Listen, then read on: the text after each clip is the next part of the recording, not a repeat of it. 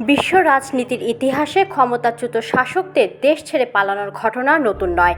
রাজনৈতিক অস্থিরতা, গণ আন্দোলন, সামরিক হস্তক্ষেপ কিংবা আন্তর্জাতিক চাপের মুখে অনেক শাসকই নিজ দেশ ছেড়ে পালিয়ে আশ্রয় নিয়েছেন বিদেশে।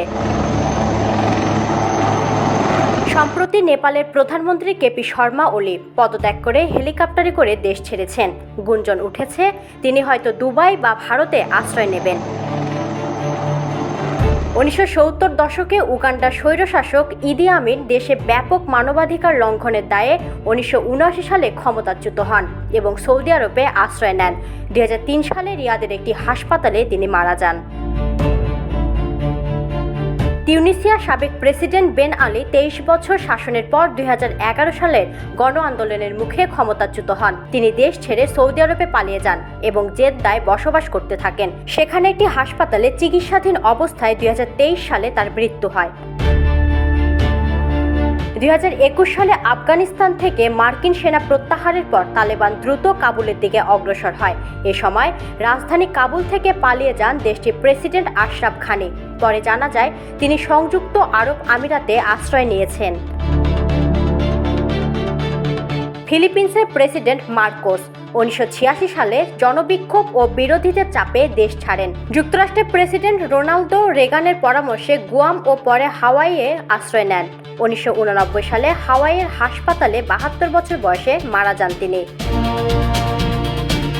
ইরানের শেষ শাহ মোহাম্মদ রেজা শাহ পাহলভি ইসলামী বিপ্লবের কারণে 1979 সালে ক্ষমতা হারিয়ে বিদেশে পালিয়ে যান।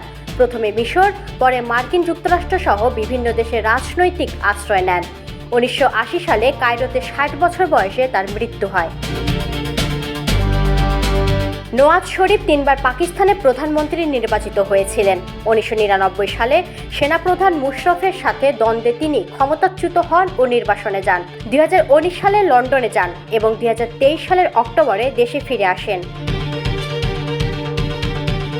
পাকিস্তানের সাবেক প্রেসিডেন্ট পারভেজ মুশাররফ 2001 থেকে 2008 সাল পর্যন্ত শাসন করেন। 2013 সালে নির্বাচনে অংশ নেওয়ার চেষ্টা করায় তাকে গ্রেপ্তার করা হয়। 2016 সালে চিকিৎসার জন্য দুবাই চলে যান এবং সেখানেই 2023 সালে মারা যান।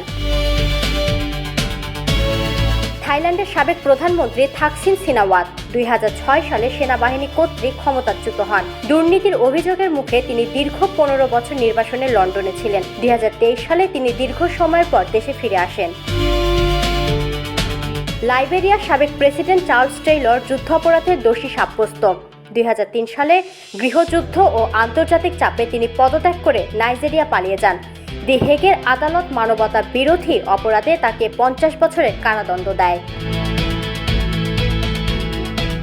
শ্রীলঙ্কার প্রেসিডেন্ট গোটাবায়া রাজাপাকসা 2022 সালে গণ আন্দোলনের মুখে দেশ ছেড়ে পালিয়ে যায়। কারফিউ উপেক্ষা করে লাখো মানুষ রাস্তায় নেমে রাষ্ট্রপতি প্রাসাদ ঘেরাও করে। তিনি সিঙ্গাপুর ও থাইল্যান্ডে আশ্রয় নিয়ে 2 মাস পর দেশে ফিরে আসেন। বাংলাদেশের প্রধানমন্ত্রী শেখ হাসিনা 2024 সালে 5 আগস্ট ছাত্র জনতার ব্যাপক বিক্ষোভের মুখে দেশ ছেড়ে পালিয়ে যেতে বাধ্য হয়েছিল। 4 আগস্ট বৈষম্য বিরোধী ছাত্র আন্দোলনের মার্চ টু ঢাকা কর্মসূচি ঘোষণার পর শেখ হাসিনা দেশব্যাপী অনির্দিষ্টকালের জন্য কারফিউ জারি করেছিলেন। এরপর 5 আগস্ট সোমবার বেলা 2:30টার দিকে তিনি পদত্যাগপত্র রাষ্ট্রপতির কাছে পেশ করেন এবং সাথে সাথে সামরিক হেলিকপ্টারে করে দেশ ত্যাগ করে ভারতে আশ্রয় নেন। সিরিয়ার প্রেসিডেন্ট বাশার আল আসাদ 24 বছরের শাসন শেষে 2024 সালে 8 ডিসেম্বর বিদ্রোহী গোষ্ঠী HTS এর হামলার পর দেশ ত্যাগ করেন। বিদ্রোহীরা সিরিয়া মুক্ত ঘোষণা করেছে আর আসাদ রাশিয়ায় আশ্রয় নিয়েছেন। বর্তমানে তিনিও তার পরিবারের সদস্যরা মস্কোয় অবস্থান করছেন।